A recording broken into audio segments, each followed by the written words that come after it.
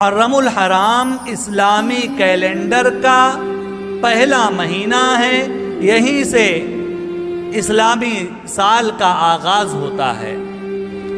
اور اللہ کے نبی علیہ السلام نے اس مہینے کو اللہ کا مہینہ قرار دیا۔